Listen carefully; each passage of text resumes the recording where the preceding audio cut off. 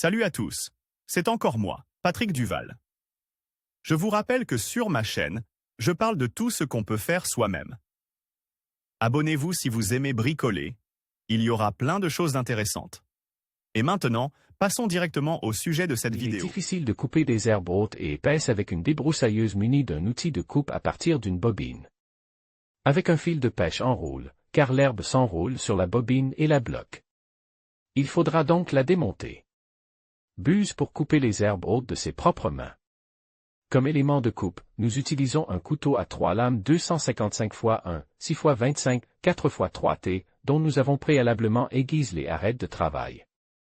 Mais même avec un tel élément de coupe, le processus de fauchage n'est pas caractérisé par une productivité élevée, car l'herbe coupée est dispersée sur les chaumes et doit être ratissée en plus.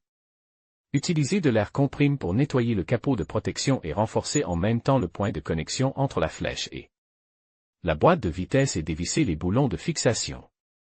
Réalisez un recouvrement à partir d'une plaque d'acier épaisse avec une certaine marge de largeur en fonction des dimensions de cet ensemble. Mettez l'ensemble en place et fixez la plaque de protection à l'aide de boulons et d'écrous. Prenez une vieille fourche à 6 dents, rose Nami.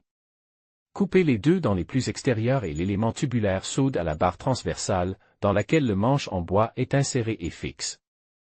Un bord de la barre transversale à 4 dents, légèrement raccourci, et soude verticalement au rebord de la plaque, de sorte que les cornes avec leur courbure sont dirigées vers la fauche.